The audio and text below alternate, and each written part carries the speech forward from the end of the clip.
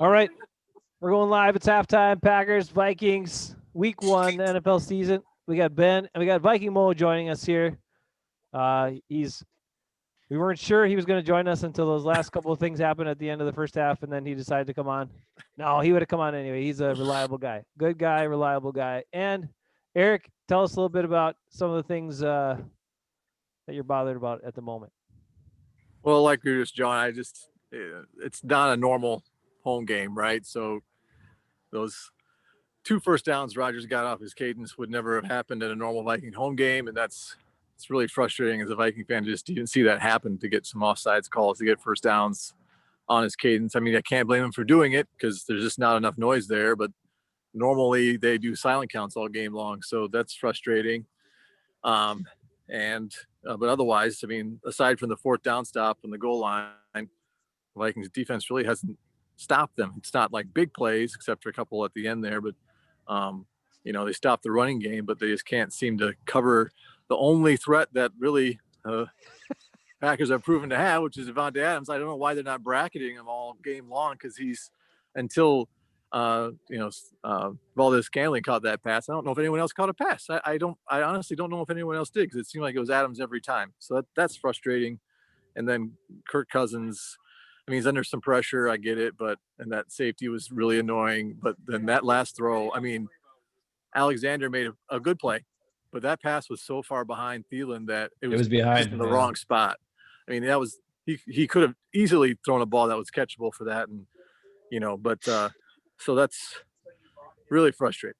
But I'm glad they got a little bit of points going in the halftime, so there's some momentum. They get the ball first, so there's that. But they need to play a whole lot better, that's for sure. Now, the first drive, it appeared the Vikings were looking pretty good. They started out passing well. Then the run was destroying the Packers, and I was like, we were getting kind of concerned. We're like, whoa, man. Now, luckily, the Packers have been very patient offensively, possessed the ball. The Vikings have hardly had the ball the whole first half. So that's been helpful as well to the Packers defense. And then the Packers, when the defense have been on the field, they've gotten some quick 3 and outs and some turnovers and stuff. But after that first Vikings drive, I would assume you felt much better, and we felt much worse. But then things turned around. Yeah, I mean, that's the problem. I think it just started to snowball a bit, and the 3 and out, and then basically 2 and out on the goal line where they got the safety. I think they only ran 2 plays there, and then the defense is out there the whole time. I think it finished. The Kirk Cousins had 5 pass attempts, and Rodgers had like 28 or something in the first half.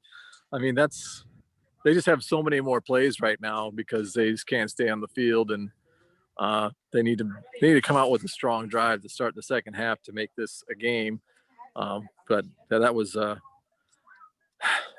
frustrating one to watch, especially. I mean, it's not like the defense is playing bad for the Vikings, but Rodgers is making enough plays to keep drives going, and the penalties have helped with the offsides, and it's just it's where it's at. But you guys probably had to though, on the broadcast they mentioned Swervin Irvin, the nickname and everything. You guys must have liked that. We told you he's had some plays for him already. He's in there. He's actually, I think, been more involved in the offense than Aaron Jones so far, right, Ben? Don't even get me started. For some reason, we're seeing Jamal Williams on the field more than any of the other running backs. Dylan, that was the thing we were calling for. The Packers, second and goal or third and goal on the 1, and they don't bring Dylan into the game for either of those plays. Yeah, I don't get it. What's the point of having the 250-pound back? And then you bring him in the next series? Like, what? For one play, he gets 5 yards, and then they take him up. And they put in Jamal Williams. Right. Like, what? Where's Aaron Jones? Yeah, Jamal Williams has gotten the most ridiculous. Snaps. Jamal Williams has the most snaps at running back in this game. He's been on the field the most, which makes no sense. I think all 4 of them have a carry. All 4 running backs have a carry. That's they do. Crazy. It's nuts. It's dumb. And all we know is Delvin Cook got paid yesterday. Alvin Kamara got paid yesterday. Joe Mixon got paid. McCaffrey got paid. All these guys got paid. Aaron Jones is not gotten paid. And if they play him like this, they're either playing him like this so they don't have to pay him much money, or I don't know what. But if you want to win the game, you put your best freaking guys in the goddamn game. And Jamal Williams proved on a couple of swing passes that he caught that he's dumb. and he runs backwards instead of running forwards. He doesn't have the agility Aaron Jones has. So this is on turf. Aaron Jones on turf. Just go back and watch. Against Dallas, destroyed him. Against the Lions, destroyed him. Against the Vikings, destroyed him. Anytime he's on turf, he's a monster. Why isn't he in the game? At least 65% of the snaps should be Aaron Jones, and he's not. Number two. All right, Ben. There's more receivers on the team than Devontae Adams. Thank God Rodgers finally threw the ball to somebody besides Devontae. Granted, it was a touchdown, thank God, but it was underthrown a little bit. MVS did a great job of waiting for the ball to come. He slowed down. He shielded off the defender, made a nice basket catch, which is not easy when there's a guy hanging on you, and caught the touchdown. That was a great catch by MVS. Super pumped for that. The other thing, DeGuara is the Packers' secret weapon because he's in there on every gosh dang play, for God's sake. He's playing tight end. He's playing fullback. He's playing swing back. He's all over the place. He's in there every play. They got to use some of their picks. They got to use some of their picks because Jordan Love is inactive and Dylan only got one carry and can't get in on second and goal from the 1 and third and goal from the 1. Eric, Ben and I got some more Packer stuff to get into. We won't bore you with all that. Any more Viking notes before we let you go? I don't know. I think you can tell the pass rush is not there, so they need to find a way. I know they blitzed a lot too, and Rodgers is beating them on that blitz most of the time, but they need to find a way to get more pressure. But so far, it's not happening. So we'll see. I do have to ask you quickly, did you see one of those early pass plays where Bakhtiari was able to block his guy for about 10 seconds and he didn't get flagged, but then the Vikings got flagged for defensive holding on that same play? Did you see that one? I may have noticed, yeah. May have. Right, he gets away with it. To his credit. Hey, if you also didn't notice, the Packers started out with their left guard playing right tackle and their backup playing left guard. Yeah. And then at some point in the second quarter, all of a sudden, he went back to left guard and a different tackle came in. So that's already happened in the first half. So who is playing right tackle? I don't understand. It was Elton Jenkins, the left guard, and Lucas Patrick was playing left guard. And then it was Rick Wagner. And we don't know if there was an injury. We don't know if it was just like poor play or they're like, hey, our offense has had so many plays. We got to keep these guys fresh. Let's start moving some linemen. We're rotating offensive linemen now to keep them fresh. That might be. All right, Eric. Well, we hope it's a good game down the stretch, but you know where our loyalties lie. I get it. All right, thanks for coming on, guys. man. See ya. Take care. All right, Ben, you can dig into more Packer stuff now. What else you got? Notes from the first half?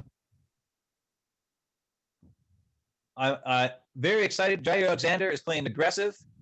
He got called on the blitz, made the safety. Awesome. Just like when they in the playoff game against the Seahawks, where they had to stop him from getting that 2-point conversion. They called the Jair Alexander blitz. That is an awesome weapon that Mike Pettin is using, and Jair knows how to do it. He also got the interception. He's playing great. Problem is, Christian Kirksey, now we haven't seen much defense for the Packers, but Christian Kirksey does not look like he's very aggressive. And Savage is definitely not playing aggressive. Now, on the goal line on third down, they both kind of just sat there and waited instead of attacking the line of scrimmage. If they both would have attacked, one of them would have tackled Delvin Cook, but neither of them really did. And then Kirksey got blocked by Ham, and then Cook is into the end zone for his touchdown. So those guys got to do something. I don't know what's going on with Ty Summers. He was listed as the starter, standing on the sidelines, and they're playing the undrafted rookie who was cut, signed to the practice squad, and then obviously moved up for today's game, and now he's the starter? How does that happen? I don't know. I don't know. So either. That's another thing that is a little bit odd. That 3-and-out series where Gary got, he was resilient. He kind of over pursued. Cousins stepped up. They chased him down for a 2-yard gain and nice tackle. That was great. And then of course Z ended up with the sack on the third down play. That was a great 3-and-out. The Vikings have not even been on the field at all. I don't like Savage's. The one time Savage got aggressive, they called the penalty on him. So now he's probably going to play passive again at the end of the game, at the end of the first half.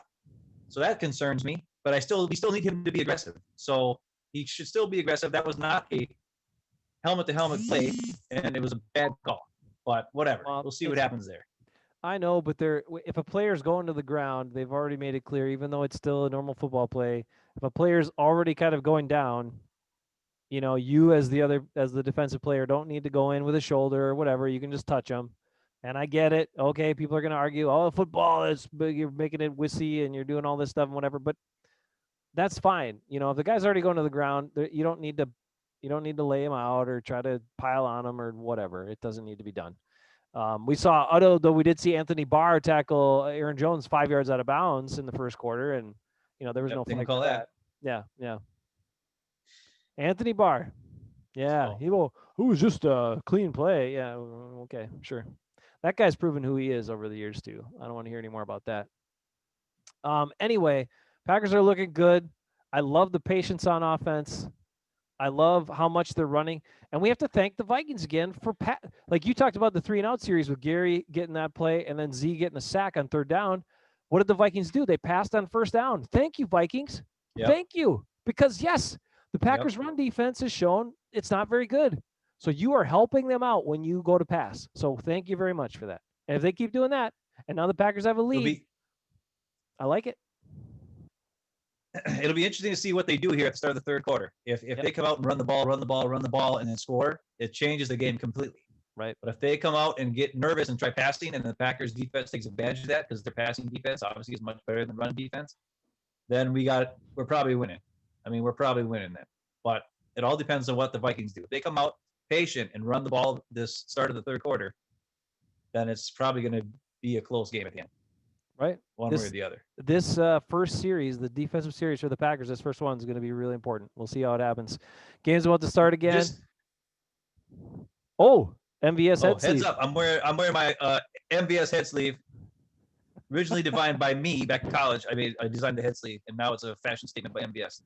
So this is my thing that MVS has caught on to. So he's now one of my favorite Packers because he made a great catch touchdown, and he wears my head sleeve. And don't forget, the other night on our show, you said that MVS was going to have 2 50-plus yard touchdown catches today. And I think that first one was close to 50. So second half, let's hope for it. All right, we'll get you guys again after the third quarter for a quick update.